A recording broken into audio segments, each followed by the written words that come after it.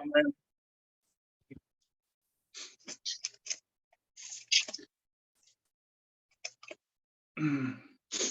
Muy bien, vamos a abrir primero en Colosenses 2, 9 y 10. De ahí surge el título de esta lección, Colosenses 2, 9 y 10.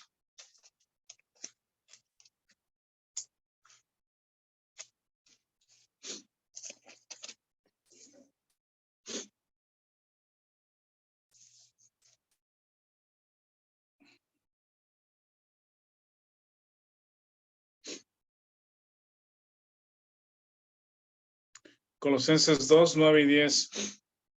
¿Alguien lo tiene para leerlo, por favor? Sí, ¿lo leo? Sí. Ante Alan, sí, por favor. Dice, porque en él habita corporalmente toda la plenitud de la deidad, y vosotros estáis completos en él, que es la cabeza de todo principado y potestad. Sí, muchas gracias. Es importante recordar que Pablo se consideró, o más bien no se consideró, sino fue, y así se escribió, se presentó a las iglesias como apóstol de Jesucristo. Y él explica después también algo de eso, de cómo es que el mismo Señor Jesucristo le dio una revelación en particular, sí, a Pablo. Y Pablo dice, conozco a alguien, si fue en el cuerpo o no, no lo sé, que subió al tercer cielo y recibió una revelación. Realmente lo que Dios hizo o la forma en que Dios usó al apóstol Pablo es muy particular, pues es es única, porque todas estas cosas y conceptos que Pablo escribe en sus cartas son cosas que antes no habían sido reveladas. Y Pablo, de hecho, ahí también en Efesios, dice, Dios me hizo ministro de este misterio, ¿sí? A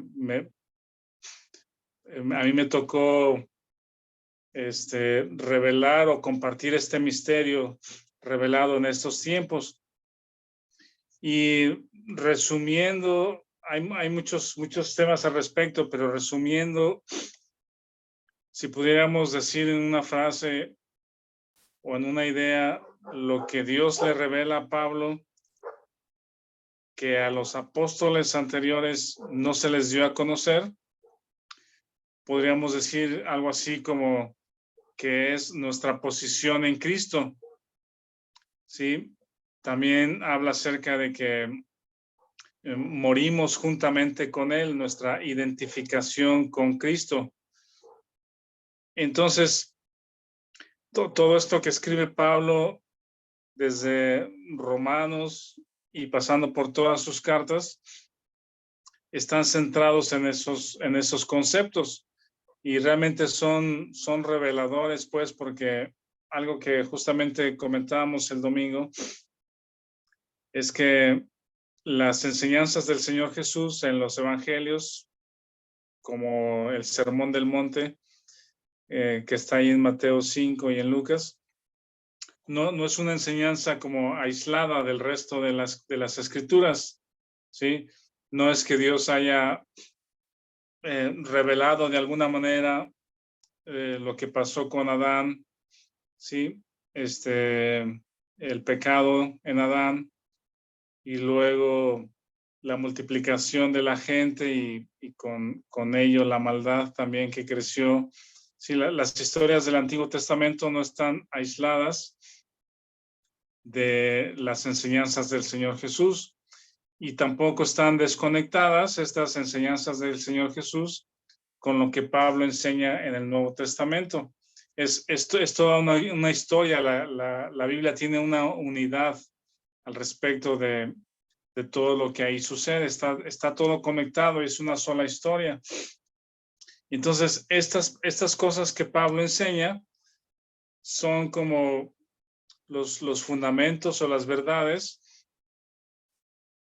para la iglesia, para el tiempo de la iglesia que nos toca vivir ahora a nosotros, tanto respecto a la doctrina, respecto al liderazgo en la iglesia, respecto a la misión de la iglesia, lo que va a suceder con la iglesia, ¿sí? Todas estas cosas que Pablo menciona en sus cartas están fundamentadas en la historia desde Génesis 1.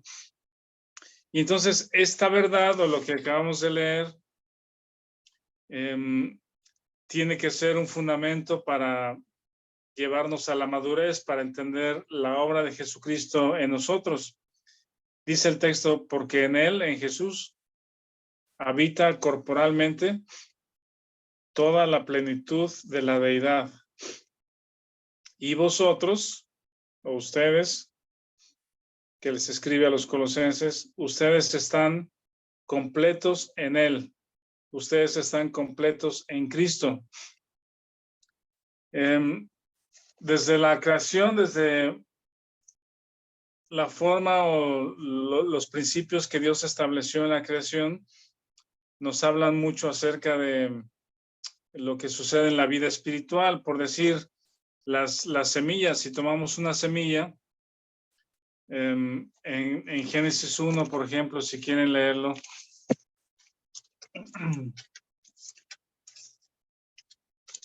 dice, por ejemplo, en el 1:11, Génesis 1:11 dice, después dijo Dios, produzca la tierra hierba verde, hierba que dé semilla, árbol de fruto que dé fruto según su género, que su semilla esté en él, sobre la tierra, y fue así. Y produjo pues la tierra hierba verde, hierba que da semilla según su naturaleza, y árbol que da fruto, cuya semilla está en él, según su género, y vio Dios que era bueno. Es este principio que Dios estableció en la creación, ilustra también lo que sucede con la vida espiritual. ¿Sí? Si tú tomas una semilla cualquiera que te guste o que elijas, esa semilla, podemos hablar de tres cosas que suceden con esa semilla. Parecen como también muy obvias, pero realmente todo eso fue establecido en la creación. Por ejemplo, una semilla en sí misma tiene todo el potencial para hacer generar fruto en todo un campo, pues, en todo un terreno, ¿sí? Tomará tiempo, pero todo el potencial de que una semilla se convierta en un, no sé, en un viñedo o en un campo de aguacates o en un campo de producción de manzanas, ¿sí? Una sola semilla tiene todo el potencial para generar todo eso, ¿verdad? La segunda cosa es de que la semilla sola, si tú la dejas aquí en tu escritorio o en tu casa, ahí en la repisa de la cocina, si la semilla la dejas ahí y esperas o esperamos que solita produzca un árbol de manzanas o uvas, nunca va a suceder, ¿sí? La semilla tiene todo el potencial, pero esa semilla tiene que estar en las condiciones adecuadas para que suceda. Y las condiciones adecuadas es que esté en la tierra, esa semilla con la tierra, lo que hay en la tierra, los minerales, la riqueza de la tierra, el agua y el sol, hacen que esa semilla se eche a perder, se pudra, se muera y entonces produce fruto, empieza a surgir la pequeña ramita. Esa es la segunda idea que podemos tener respecto a las semillas. Las semillas tienen un gran potencial, no le tienes que agregar nada a la semilla, pero tiene que estar en el momento, en el campo adecuado para producir. Y la tercera cosa que Dios estableció ahí en la creación, dice que que dé fruto según su género. Dice árbol de fruto que dé fruto según su género. Y también en el 12 dice según su naturaleza. Resulta que una de mis hijas, Renata, compró hace varios años un arbolito de limón. Y lo sembró y lo ha cuidado y han pasado varios años y finalmente hace poquito empezó a tener fruto. Ya veíamos ahí el limón y creció y el primero que cortó lo trajo a la cocina y lo partió, pero era un limón muy, muy seco, estaba grande pero no tenía prácticamente nada de jugo. Entonces pensamos que pues era el primer fruto y teníamos que esperar más tiempo. Entonces, eventualmente ya ha dado otros, pero la semana pasada agarró 1 o 2 de esos limones más grandes, verdes, lo partió e intentó hacer agua,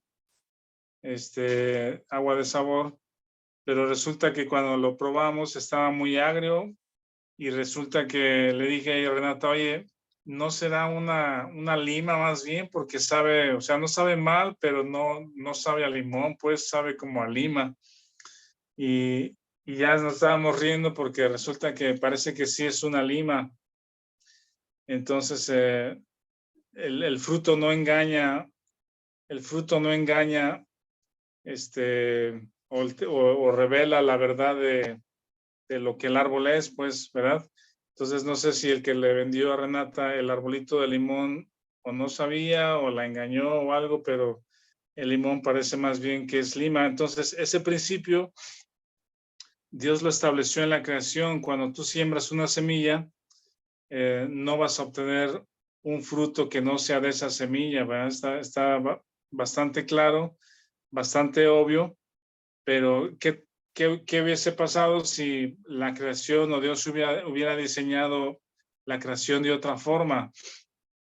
¿No? Que fuese el árbol sorpresa, ¿no? Que tú siembras una semilla, no sabes de qué es o las semillas son todas iguales y pasa el tiempo y pues que sea sorpresa lo que obtengas, ¿no? A lo mejor de repente un árbol te sale de manzana y la misma semilla en la siguiente producción te salen peras y en la siguiente producción te salen naranjas, ¿no? O que de pronto esa semilla única te diera fruto combinado, ¿no? Frutos combinados. Imagínense un árbol de frutos combinados que el árbol te da manzanas, peras, naranjas, etcétera. Pero Dios no lo estableció así en la creación. Él diseñó para que la semilla tuviera en sí misma el contenido completo y todo el potencial para producir una vez y otra vez y otra vez y otra vez de una manera infinita el fruto de esa semilla. Pero tiene que estar en las condiciones adecuadas, que es en la tierra, pudrirse, morir, con agua, sol, tierra, para que pueda empezar a generar la ramita. Y número 3 es que el fruto no te va a engañar, el fruto te va a decir qué tipo de árbol es, ¿verdad?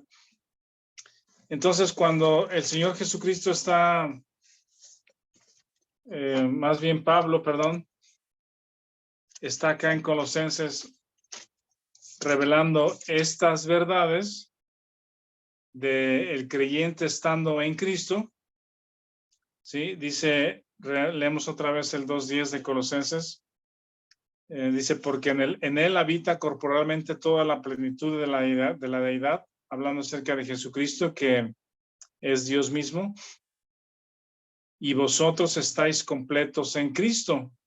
Ustedes están completos en él. Entonces, esta parte que trata el estudio es justamente cómo se puede desarrollar la vida de Cristo en nosotros. Es decir, tú como creyente que ya has nacido de nuevo y que tu posición es estar en Cristo, estás completo. Es como esa semilla que en sí misma ya tiene todo para producir la vida de Cristo. Más adelante vamos a ver el tema justamente de la muerte, el principio que Dios estableció, la vida que viene de la muerte. Aquí déjame leer o alguien que lea el primer párrafo y el segundo de su material, por favor. El primer párrafo y el segundo, ¿quién lo quiere leer, por favor? Lo leo, Rafa. Sí, por favor, adelante, Marcos. Continuamos tratando con hechos fundamentales, ya que la vida no puede ser mejor que sus raíces, su fuente. La juventud e inmadurez tienden a actuar primero y pensar después, si es que lo hace. La madurez ha aprendido a tomar tiempo para valorar los hechos. Nuestro paciente Señor está queriendo que tomemos el tiempo para aprender los hechos eternos, sin los cuales no podemos ser llevados a la madurez. Nuestro Señor Jesús a menudo usa hechos naturales para enseñarnos las más profundas verdades espirituales. Él primero nos enseña acerca de nuestra vida natural, adámica, antes de que podamos entender y apreciar nuestra vida espiritual, Cristo. Esto incluye el principio de fuente vital de su propia clase. Todo creyente aprende primero que Él está completo en Adán. Nació de Él. Es como Él. Así como por la desobediencia de un hombre, los muchos fueron constituidos pecadores. Romanos 5:19a. Sé que en mí, esto es, en mi carne, no mora el bien. Romanos 7:18a.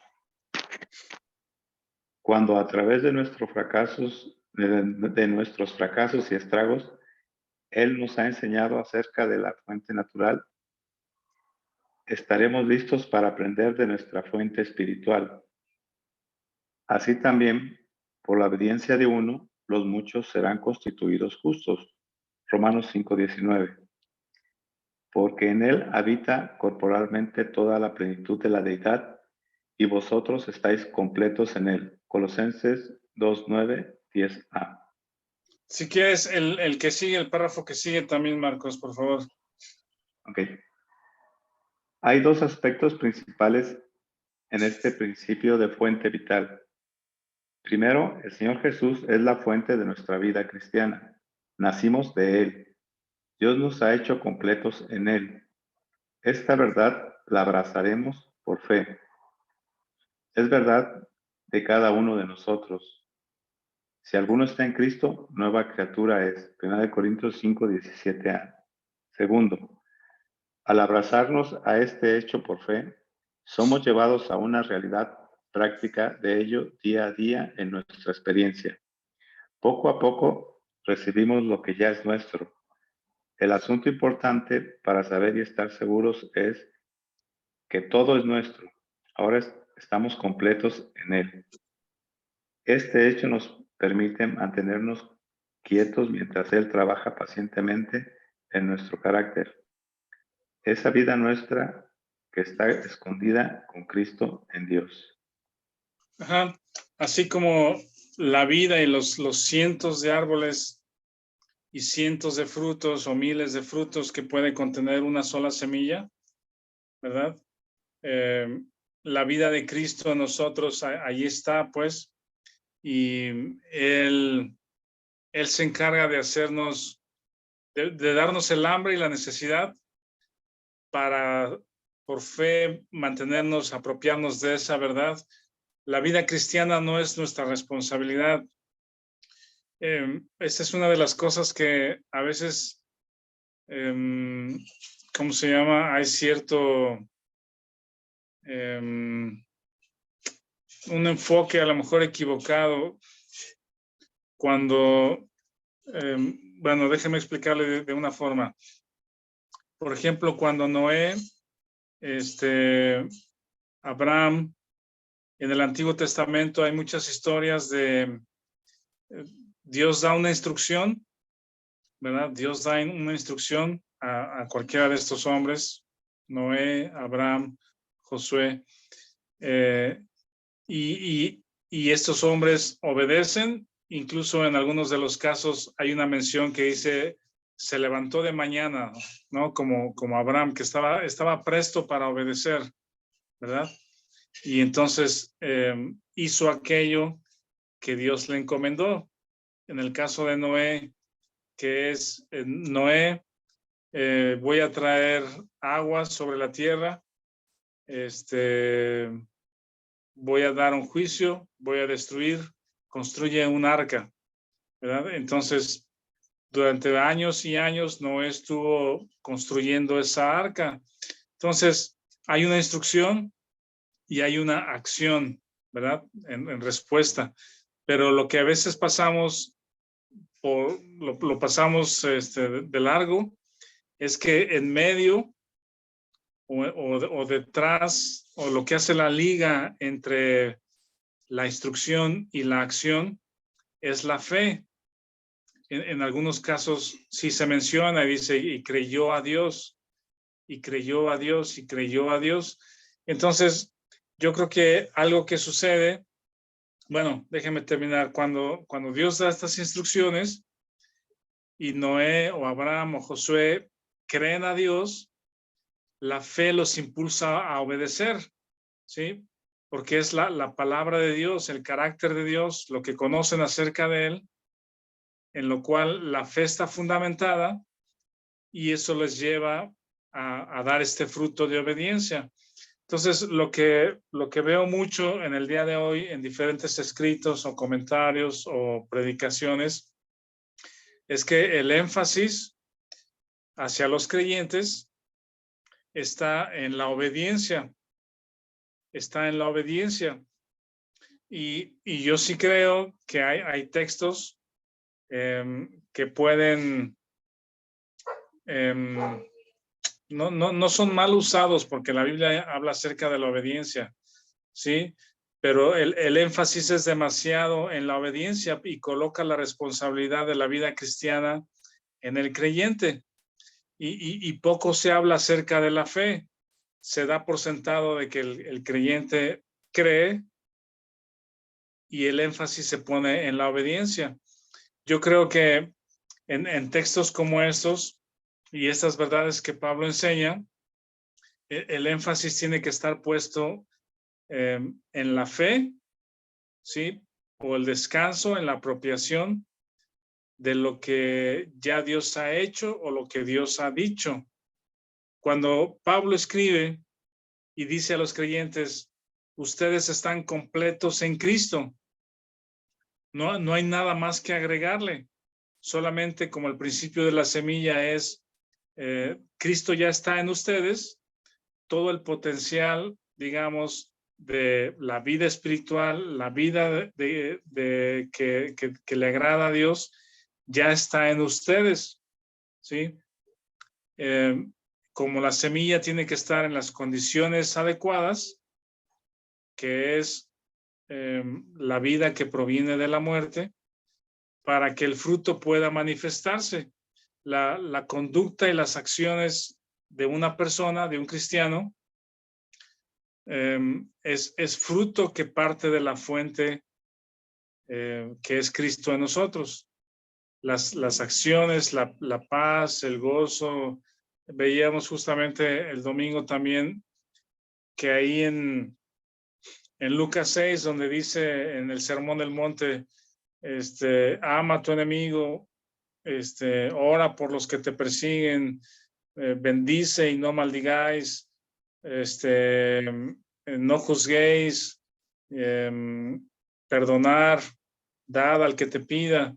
O sea, sí, si vemos ese fruto o esa conducta como responsabilidad mía, de cierta conducta para agradar a Dios, realmente voy a estar perdido, porque de mí mismo no puedo hacer eso. Tiene que ser Cristo en mí quien dé ese fruto.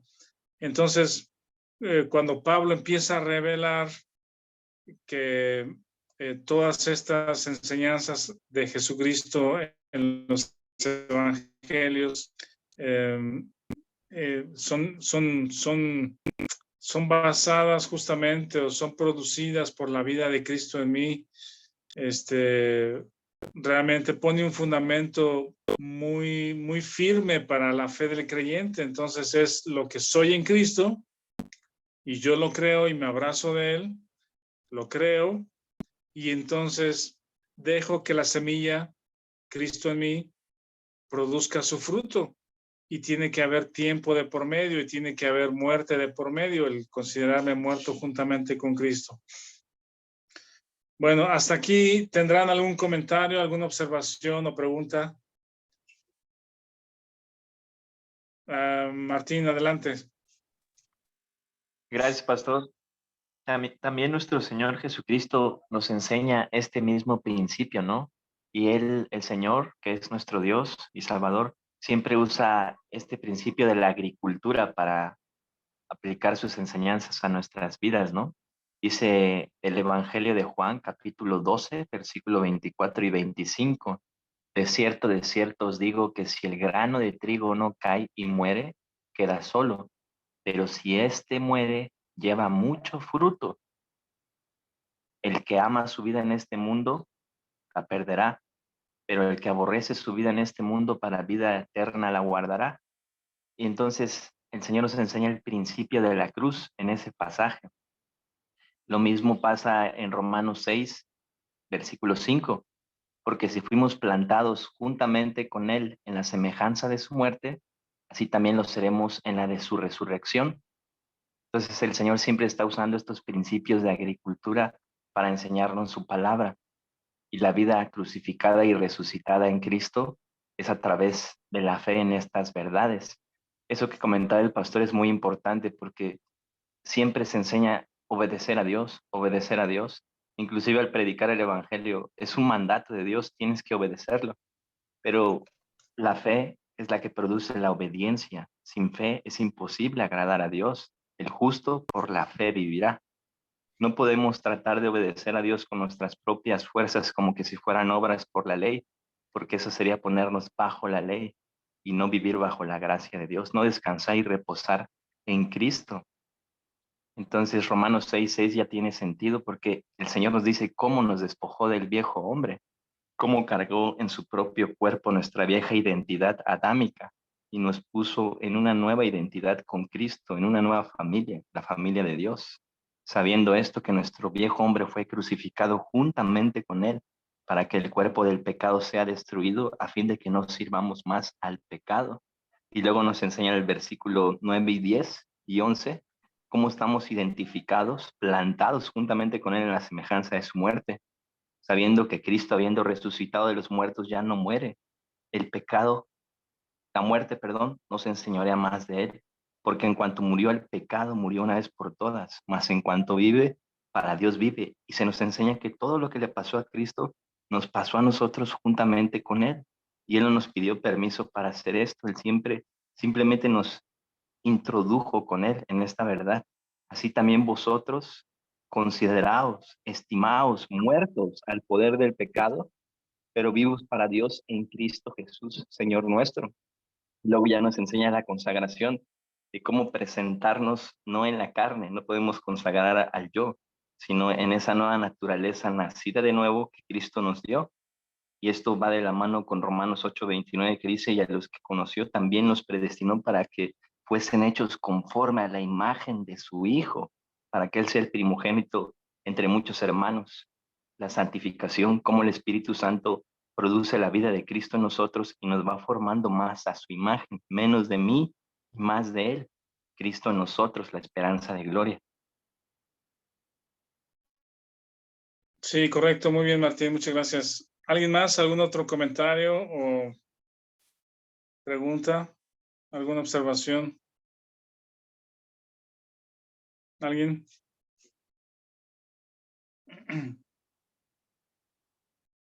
Vic. Es decir, recapitulando, entonces, estar completos es que, o sea, que no necesitamos nada más, ¿verdad? O sea, andar buscando qué hacer y cómo completar la obra de Él, pues, para ser agradables a Él, ¿correcto? Que es algo Sí, cristianos, cómo estoy, cómo agrado a Dios, cómo vivo mi vida para agradar a Dios, ¿verdad? ¿Qué más hago? Pues ese sería el punto, ¿no? sí, yo pienso que algo que los creyentes a veces pensamos es de que estamos muy lejos de Dios, o que tenemos que hacer algo para acercarnos a Él o para complacerlo. Y es una lucha diaria, pues, como que buscamos ser aceptados de alguna manera con nuestras acciones. Y nunca vamos a lograr, bajo ese concepto o ese pensamiento, estar satisfechos con nosotros mismos. Conducta nunca va a ser suficiente para poder hacer eso. Más bien, lo que Pablo enseña justamente en todas sus cartas es nuestra posición en Cristo, lo que ya somos en Él, y en eso tenemos que descansar. Y mientras descansamos en eso, en que soy acepto, que ya estoy en Cristo, que Él ya me aceptó, entonces el Señor Jesús va desarrollando su vida en nosotros poco a poco, paso a paso. Y nuestra responsabilidad más bien es conocer la teología o conocer las verdades doctrinales respecto a lo que soy en Cristo. Yo pienso que eso me pasaba cuando estaba más joven, como creyente más joven, que tiendes a ir a la Biblia para buscar y subrayar lo que tienes que hacer, lo que están imperativos, lo que están instrucciones, lo que debes y lo que no debes de hacer. Y tendemos a irnos hacia allá porque es como si fuese un llamado a la acción y en ocasiones tenemos mucho entusiasmo y mucho impulso para buscar hacer cosas para Dios, pero después de muchos años de intentarlo, te quedas cansado y frustrado porque te das cuenta que no pudiste avanzar ni un centímetro, pues después de 20 años de cristiano o 30 años de cristiano, te sientes aún todavía muy lejos de Dios y de lo que potencialmente pudiste haber hecho.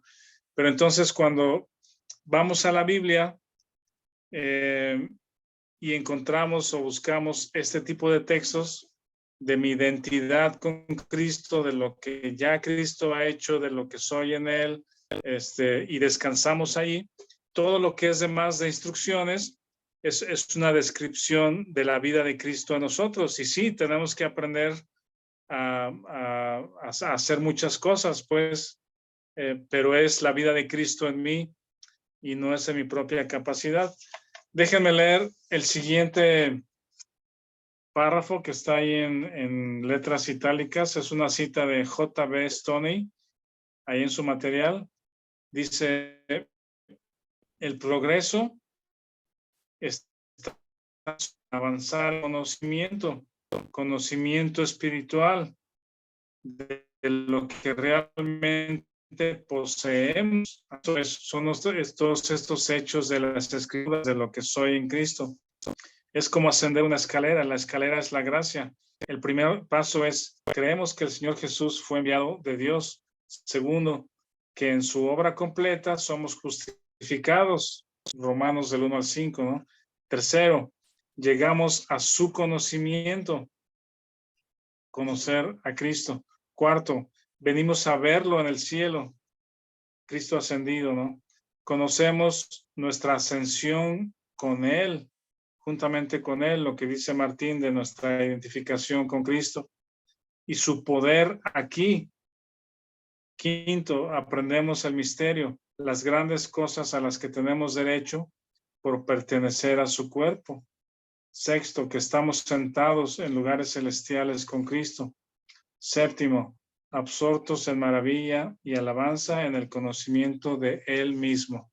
Es el fin eso, que el conocimiento de Jesús y la persona de Jesucristo sea lo que nos llene y lo que nos atraiga y donde estemos ocupados todo el día. ¿Algún otro comentario, pregunta? ¿Alguien más quiere mencionar algo? Si no, pasamos a la siguiente sección. Bueno, vamos al libro de Romanos en el capítulo 7. Romanos 7.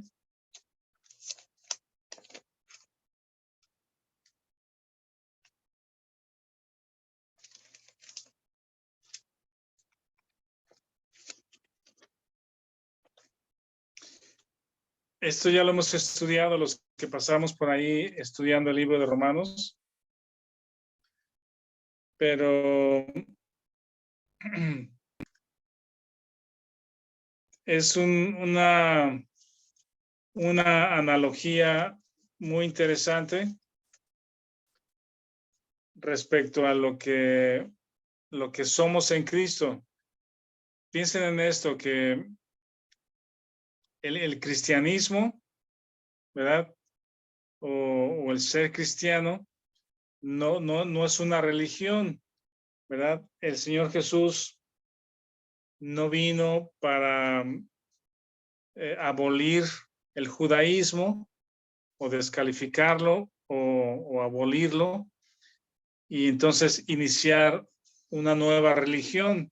Así es como el mundo lo piensa ahora, pues el mundo clasifica en las diferentes religiones el judaísmo, el cristianismo, están en esa clasificación los seguidores de Cristo, pero realmente el Señor Jesús no vino a fundar una religión y que sus seguidores predicaran y vivieran de acuerdo a la predicación que él hizo en el libro de los evangelios, ¿verdad? Muchos ya entendemos que la vida cristiana no es una religión y le hemos mencionado, hemos dicho que entonces es una relación, ¿verdad? Que sí es correcto. Entramos a una nueva relación con Dios cuando entendemos que Él ha perdonado nuestros pecados y nos conecta otra vez con Dios, nos hace nacer a su familia, pero realmente lo que Pablo explica es que es mucho más que una relación de comunicación de padre a hijo.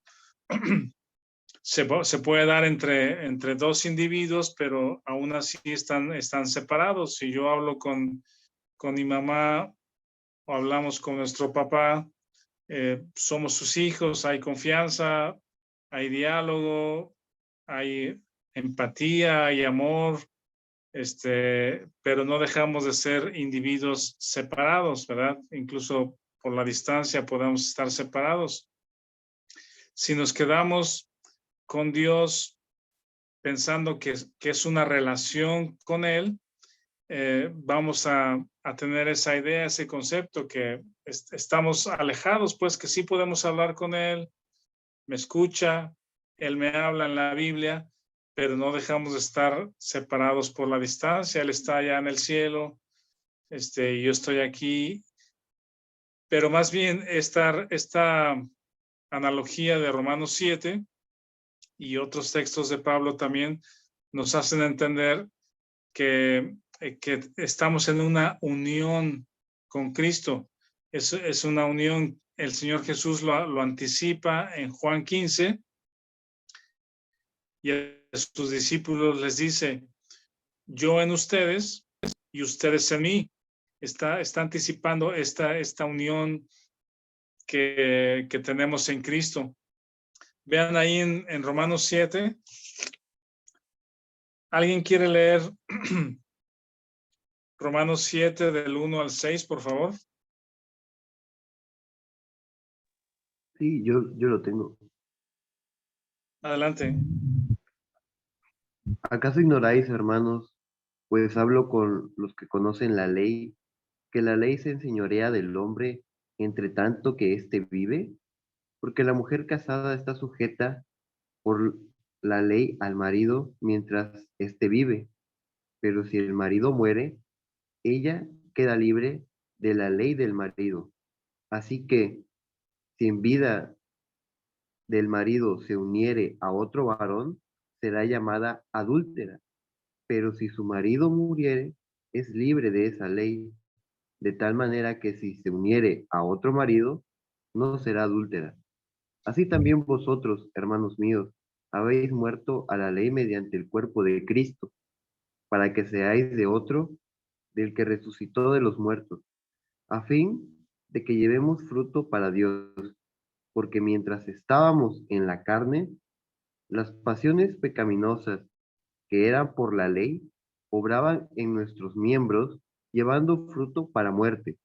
Pero ahora estamos libres de la ley por haber muerto para aquella en que estábamos sujetos, de modo que sirvamos bajo el régimen nuevo del espíritu y no bajo el régimen viejo de la letra. Sí, ¿Qué diré? estos textos son muy interesantes. Hasta ahí, sí. Son textos muy interesantes porque ilustran justamente nuestra nueva unión con Cristo, y lo ilustra con dos varones. El primer varón es el esposo o el primer esposo, y la mujer, que es, en este caso, representa al creyente, está sujeta por la ley al marido, ¿sí? Y si estando vivo el marido, o la única forma en que la mujer puede estar libre de la ley del matrimonio para unirse a otro, es por la muerte. Pero resulta que la ley nunca muere, la ley no muere. Entonces la carne, digamos que también lo menciona aquí en Romanos 7.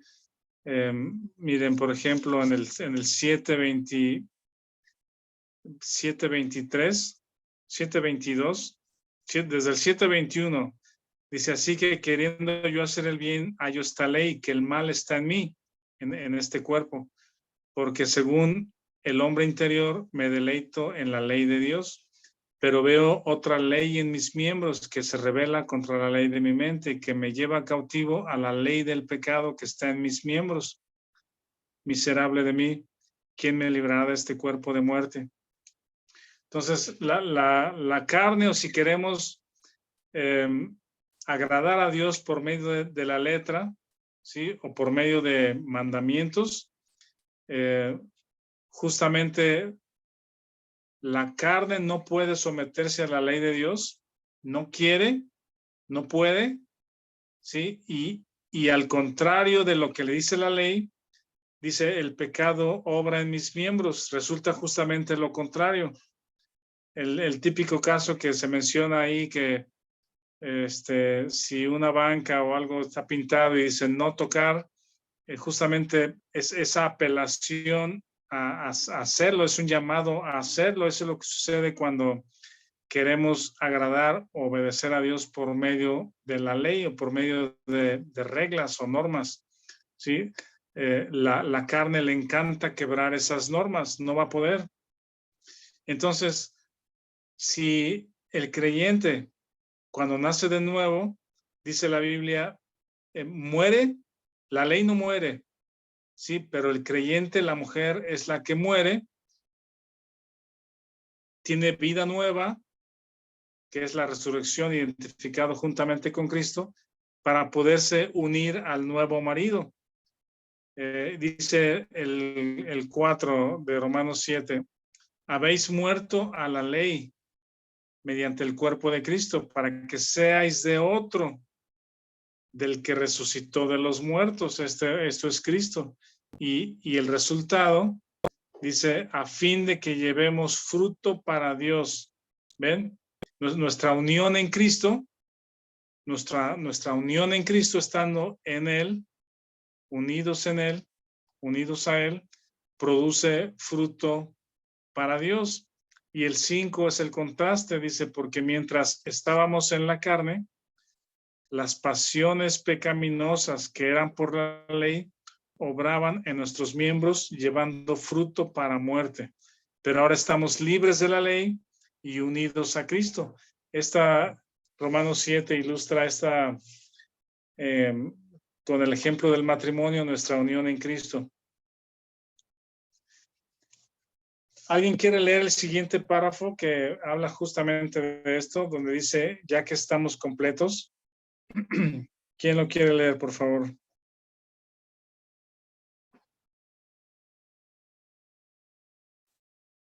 ¿Alguien lo tiene? Es en la primera página, en el último párrafo largo de abajo. ¿Lo leo, Rafa? Ah, bueno. Sí, Víctor, adelante, por favor. Es el que dice, ya estamos completos en nuestro Señor, ¿verdad? Sí, sí. Ok. Ya que estamos completos en nuestro Señor Jesús, no hay que tratar de añadirle a esa obra completa. Ahora es un asunto de caminar en fe y recibir, apropiándose de la siempre abundante fuente. Walter Marshall es conciso aquí. La resurrección de Cristo fue nuestra resurrección hacia una vida de santidad, ya que la caída de Adán fue nuestra caída a muerte espiritual. Y somos nosotros mismos los primeros creadores y formadores de nuestra nueva naturaleza santa, así como tampoco de nuestra corrupción original, pero ambas han sido ya formadas para que seamos participantes de ellas.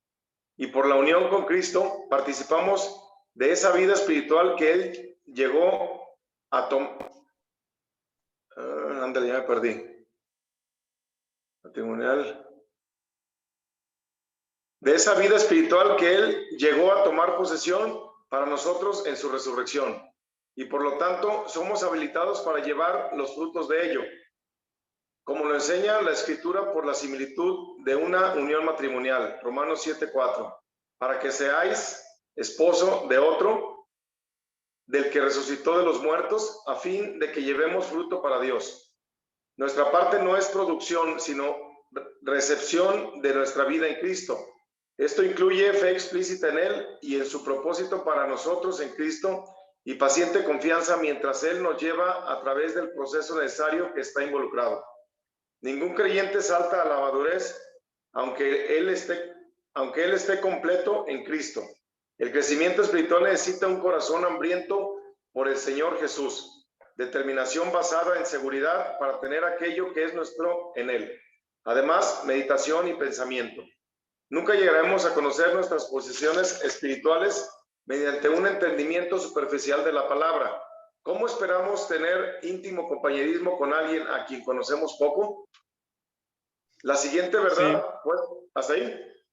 No, sigue, está bien. Ok.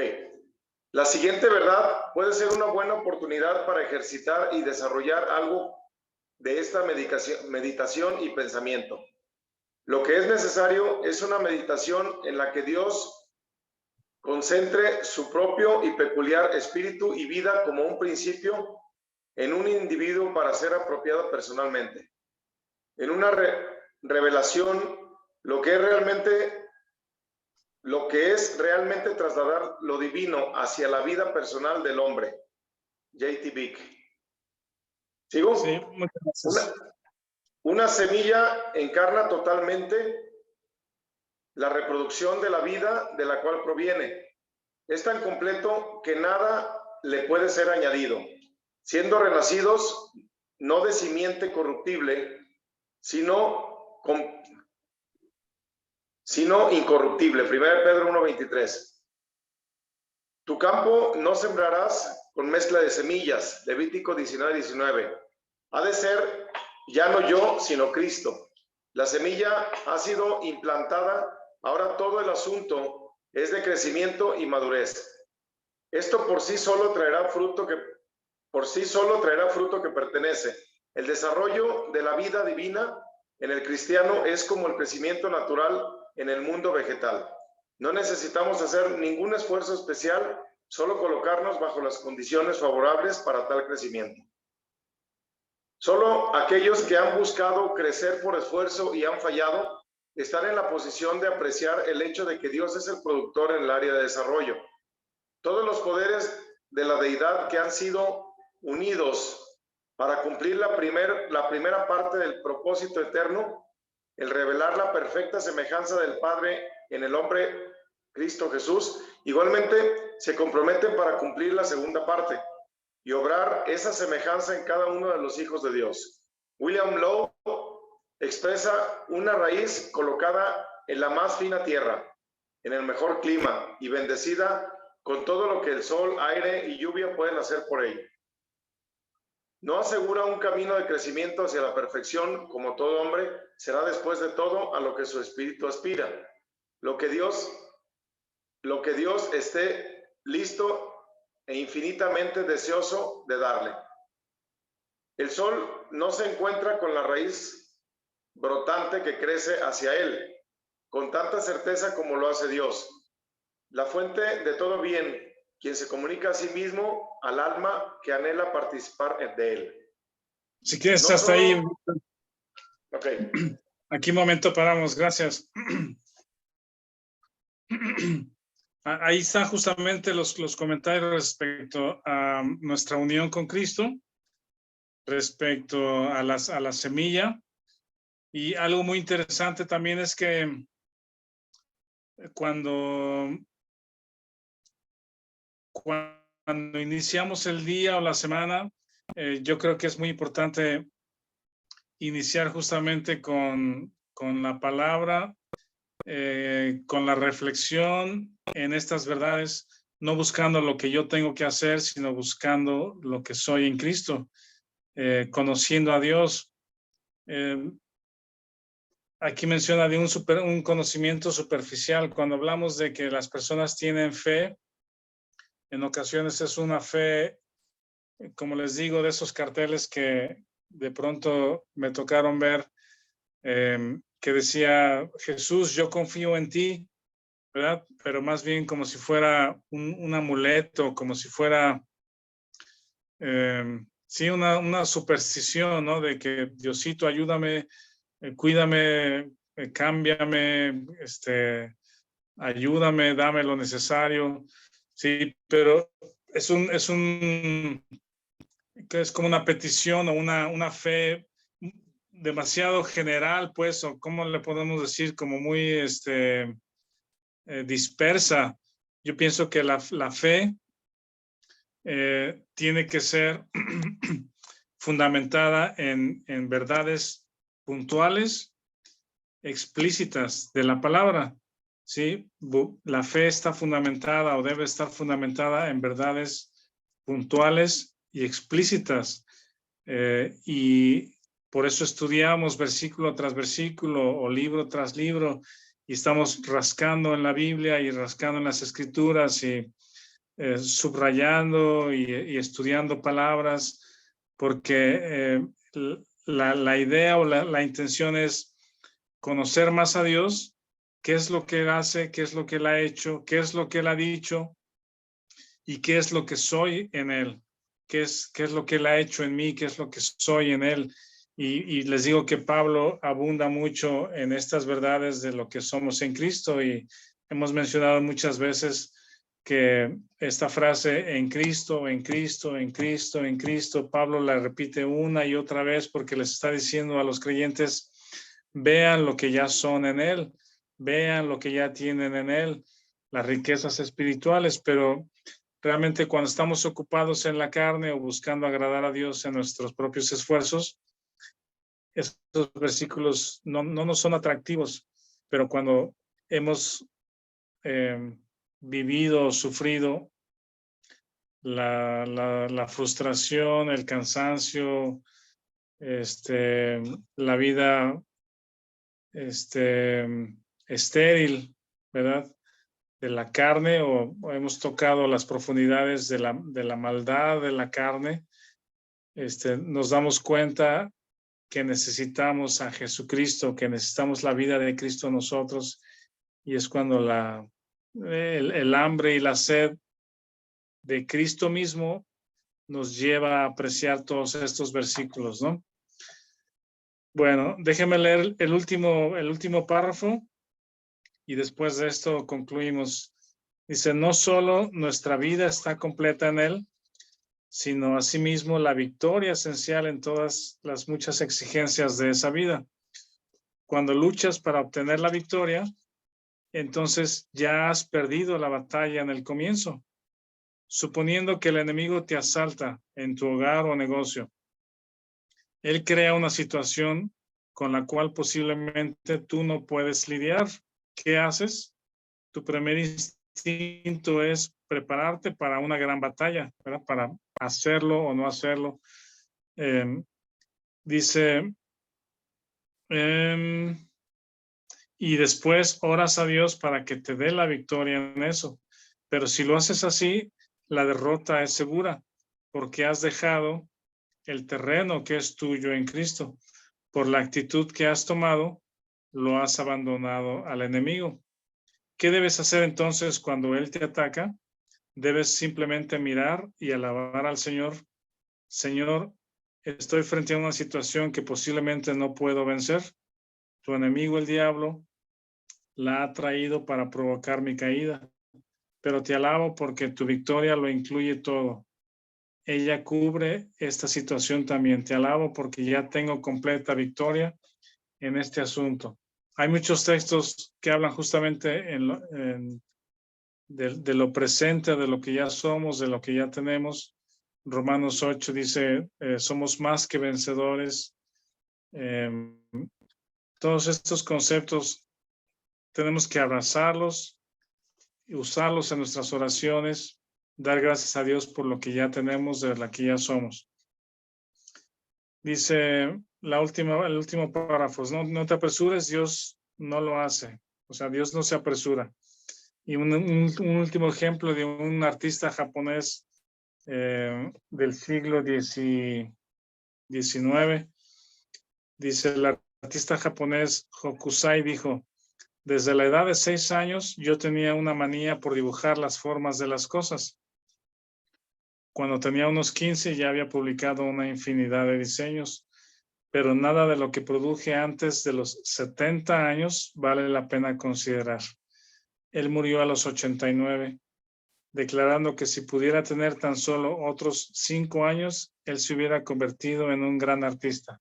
Fue un artista japonés muy conocido que llegó en sus obras hasta París, en un concepto que se llamaba pinturas del mundo flotante y dibuja olas, y el monte Fuji. Busquen por ahí su nombre, hay pinturas muy interesantes. Él consideraba justamente, aunque empezó sus primeros trazos desde muy chiquito, él mismo consideraba que aún de viejo no era un gran artista, aunque sí lo consideraba la gente un gran artista. Y esto ilustra muy interesante cómo el creyente se ve a sí mismo. Cuando hemos hecho algunos progresos en la vida espiritual en nosotros mismos, o digo progresos entre comillas, creemos que somos grandes cristianos, que Dios está muy contento con nosotros y nos vemos así como buenas personas, ¿no? Pero realmente cuando estás considerándote muerto juntamente con Cristo, cada vez te das cuenta más de tus carencias. Y yo creo que una de las cosas que caracteriza a creyentes maduros que han crecido y que han madurado y que son dependientes de Cristo y vacíos de sí mismos es la humildad. No ves ese rasgo de altivez o de orgullo, sino más bien de humildad, porque se ha dado cuenta que es la vida de Cristo en él lo que ha producido lo bueno que haya podido agradar a Dios. Bueno, si quieren, aquí terminamos. Si no hay algún otro comentario o observación. ¿Alguien?